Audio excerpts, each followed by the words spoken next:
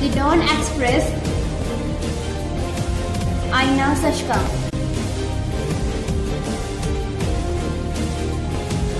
मैं Jagdish Tiwari the Don Express में आपका स्वागत है। आशा है आप सब सुखी व स्वस्थ होंगे।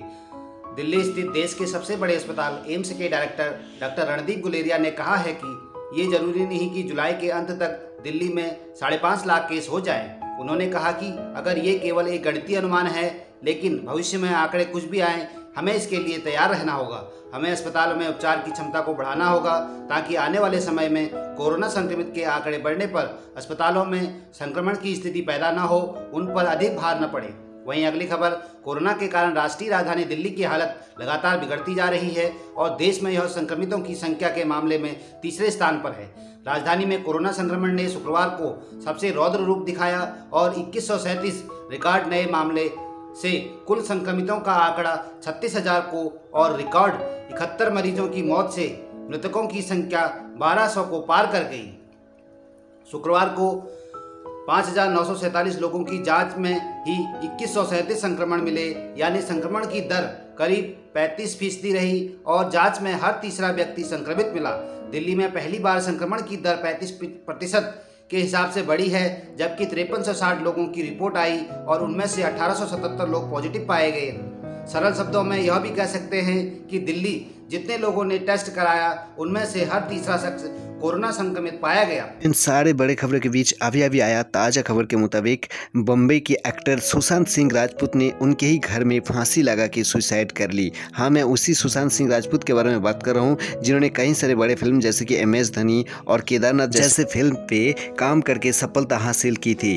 खबरों के मुताबिक उन्होंने घर में ही फांसी लगा के सुसाइड कर ली है। वहीं अगली खबर, दिल्ली में कोविड-19 की वजह से जान गंवाने वाले लोगों के शवों को अंतिम संस्कार के लिए 9 से 11 जून तक पंजाबी बाग भेजा जा रहा था, लेकिन शव दाहगृह की क्षमता से अधिक शव वहां पहुंचने के बाद उन्हें निगम बोध घाट भेजा गया। यह जानकारी नगर निगम के अधिकारी ने शुक्रवार को दी। दक्षिण दिल्ली नगर निगम के अधिकारी ने बताया कि 9 और 10 जून को 65 और 11 जून को 73 शव पंजाबी बाग भेजे गए।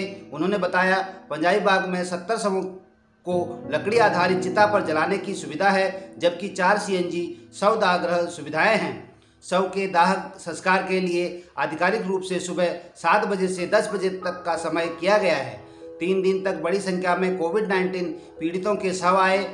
उत्तर नगर निगम के वरिष्ठ अधिकारी ने कहा कि हाँ, पंजाबी बाग में शवों को दबाव बढ़ने के बाद निगम बोध घाट कोविड-19 पीड़ितों के शवों को लाया जा रहा है।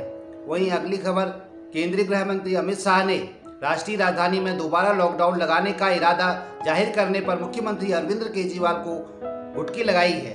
केजरीवाल दिल्ली में कोविड-19 संक्रमित मामलों और मौत में इजाफे से चिंतित थे। बुधवार की दोनों नेताओं के बीच हुई चर्चा की जानकारी रखने वाले सूत्रों के मुताबिक केजरीवाल दोबारा शहर में 15 से 21 दिन का सख्त लॉकडाउन लगाना चाहते थे। इस दौरान अमित शाह ने उनकी बातों को बड़े ध्यान से सुना और जानना चाहा कि स्वास्थ्य ढांचे में क्या खामियां हैं। क्या केजरीवाल का दोबारा लॉकडाउन का विचार सभी संबद्ध एजेंसियों और अधिकारियों से मिली जानकारी के आधारित है? वहीं अगली खबर, अस्पताल में कोरोना संक्रमण से जान गंवाने वालों का सामान गायब होने से मामले सामने आ रहे हैं। अपनों को खोने के गम से दुखी परिजन उस व्यक्ति से जुड़े सामान से भी दूर हो रहे हैं। ऐसी शिकायतें मिलने के बाद लोकनायक अस्पताल प्रशासन की ओर से वार्ड में तैनात नर्सिंग अधिकारी को इस संबंध में जिम्मेदारी सौंपी गई है। दरअसल अस्पताल सूत्रों ने बताया कि कोरोना संक्रमण के चलते जान गंवाने वाले कई मरीजों के परिजन उनका सामान लेने पहुंच रहे हैं, लेकिन उन्हें मृतक परिजन का सामान नहीं मिल रहा है, जिन्होंने अस्पताल प्रशासन को सामान गायब होने की शिकायत दी है। वहीं अगली खबर, दिल्ली के गुरु तेग बहादुर अस्पताल यानी GTB अस्पताल से है। यह अस्पताल दिल्ली सरकार के नियंत्रण में है। कोरोना मरीज के इलाज के लिए जिन सरकारी अस्पतालों को चुना गया है, उनमें से एक है।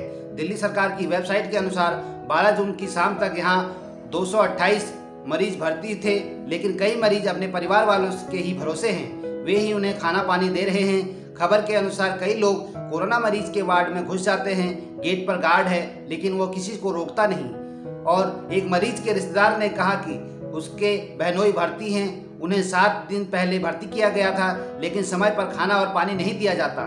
टॉयलेट जाने में भी उनकी मदद नहीं की जाती। ऐसे में उन्हें उनकी बहन को मदद के लिए जाना पड़ता है। अगली खबर, दिल्ली में कोरोना मरीज की तेजी से बढ़ती संख्या के मद्देनजर उपराज्यपाल श्री अनिल बैज ने केंद्र सरकार के दिशा निर्देशों के तहत हॉटस्पॉट जोन में नियमों को कड़ाई से लागू करने के निर्देश दिए हैं। इसके तहत हॉटस्पॉट जोन के प्रभावी प्रबंधन के लिए भी उचित परिसीमन, सख्त परिनिधि नियंत्रण, सघन एवं जन जागरूकता अभियान के साथ साथ हाई रिस्क आबादी वाले क्षेत्रों में विशेष ध्यान दिया जाएगा। उपराज्यपाल ने कोरोना के हालात से निपटने के लिए आवश्यकता के अनुरूप बेड की क्षमता और चिकित्सा संसाधनों को बढ़ाने का निर्देश दिया है। उपराज्यपाल ने शुक्रवार को वीडियो कॉन्फ्रेंसिंग माध्यम से मुख्यमंत्री श्री अरविंद केजरीवाल, स्वास्थ्य मंत्री श्री सत्येंद्र जैन, मुख्य सचिव, अतिरिक्त सचिव, संयुक्त सचिव, सचिव प्रधान, स्वास्थ्य सचिव, मंडलायुक्त, जिलाधिकारी, पुलिस उपायुक्त और अन्य वरिष्ठ अधिकारियों के साथ दिल्ली के हॉटस्पॉट जोन की प्रबंधन रणनीति की समीक्षा की। उपराज्यपाल ने कहा कि हमारा उद्देश्य कोविड-19 के फैलने की श्रृंखला को तोड़ना है, जिससे रोगियों की संख्या और मृत्यु दर कम हो सके। कोविड महामारी से निपटने के लिए हमारी सर्वोच्च प्राथमिकता बेड की क्षमता और स्वास्थ्य संबंधी उपायों के बारे में जनता को जागरूक करना है। वहीं अगली खबर, दिल्ली में कोरोना संक्रमण तेजी से पैर पसार रहा है और इतनी ही तेजी से पुलिसकर्मियों की कोरोना संक्रमित होने की संख्या बढ़ रही है। पुलिसकर्मियों को संक्रमण से बचाने के लिए रक्षा अनुसंधान एवं विकास संगठन DRDO ने जर्मी क्लीन मिशन बनाई है। दिल्ली के पार्लियामेंट स्ट्रीट थाने पर जर्मी क्लीन नाम की मिशन लगाई गई है, जिसमें वर्दी को गीला किए बिना 10 मिनट के अंदर डिसइंफेक्ट किया जा सकता है। इतना ही नहीं, इस मशीन में पुलिसकर्मी अपने लाठी, डंडे, हेलमेट, बेल्ट को भी डिसइंफेक्ट कर सकते हैं। इस मशीन की खासियत यह है कि ये 70 डिग्री टेम्परेचर में किसी भी तरह के वायरस को खत्म कर देता है। इस मशीन में एक साथ 30 वर्दियाँ डिसइंफेक्ट की जा सकती है। वहीं अगली खबर, मध्य प्रदेश में कई शहरों में सभी मंदिर करीब 2 महीने तक बंद रहे। हालांकि 8 जून से एक बार फिर श्रद्धालुओं के लिए मंदिर खोल दिए गए। संक्रमण की रोकथाम के लिए मंदिरों में अब घंटी बजाने पर रोक लगा दी गई है। तर्क दिया गया कि घंटी बजाने से संक्रमण एक व्यक्ति से दूसरे व्यक्ति में जा सकता है। इसके बाद मध्य प्रदेश के मंदसौर में एक शख्स ने इसका उपाय निकाला है। इस शख्स ने एक ऐसा सेंसर बनाया है जिससे घंटी के नीचे हाथ रखने से ही ये बजने लगती है, यानी इसे छूने की जरूरत नहीं पड़ेगी। इस ऑटोमेटिक सेंसर मशीन को मंदसौर के नाहरू खान ने खुद तैयार किया है। नाहरू खान ने यह मशीन मंदसौर के पशुपतिनाथ मंदिर को दान दी है, यानी अब श्रद्धालु घंटी बिना छुए ही बजा सकेंगे। उन्हें सिर्फ घंटी के बगल में लगे सेंसर के नीचे दूर से हाथ रखना होगा और घंटी अपने आप बजने लगेगी। श्रद्धालुओं में इस बात की खुशी है कि घंटी बजाने से इन्फेक्शन का जो डर था वो भी दूर हो गया। वहीं मंदिर में घंटी बजाने पर लगी रोक भी अब खत्म हो गई है। वहीं अगली खबर, नेपाल की संसद से विशेष सत्र में शनिवार को सरकार द्वारा देश के राजनीतिक नक्शे को संशोधित करने से संबंधित महत्वपूर्ण संवैधानिक संशोधन विधेयक को पारित कर दिया गया। जिस नए नक्शे में भारतीय सेना से लगे लिपुलेख, कालापानी और लिपियाधुरा जैसे रणनीतिक क्षेत्र को शामिल किया गया है। भारत ने 20 मई को इसे खारिज करते हुए इसे अनुचित मानचित्र संबंधित दावा बताया था। सदन में मौजूद सभी 258 सांसदों ने संशोधन विधेयक के पक्ष में मतदान किया। प्रस्ताव के खिलाफ एक भी मत नहीं पड़ा। नए नक्शे को लेकर सरकार के संविधान संशोधन का विरोध कर रही नेपाल की एक महिला सांसद को सदन में बोलने तक नहीं दिया गया। उन्हें शनिवार को सदन से बाहर निकलने पर मजबूर किया गया, तो बाहर आकर उन्होंने अपना आक्रोश व्यक्त किया। संसद की कार्रवाई शुरू होते ही बाहर निकली सांसद सरिता गिरी ने पत्रकारों से कहा कि इस सदन में एक महिला का अपमान किया गया है, उसकी आवाज़ दबाने की कोशिश की गई है, विपक्ष की बातों को अनसुना किया जा रहा है। गिरी ने चेतावनी देते हुए कहा कि नेपाल में जो बर्ताव उनके साथ किया जा रहा है उससे नेपाल की हालत बांग्लादेश जैसी हो सकती है। वहीं अगली खबर, कांग्रेस के पूर्व अध्यक्ष राहुल गांधी ने देश में कोरोना वायरस के संक्रमण के मामलों में लगातार हो रही बढ़ोतरी को लेकर प्रधानमंत्री नरेंद्र मोदी पर फिर से निशाना साधा है। उन्होंने आरोप लगाया कि यह भयावह त्रासदी अहंकार एवं अक्षमता के घातक मिश्रण का परिणाम है।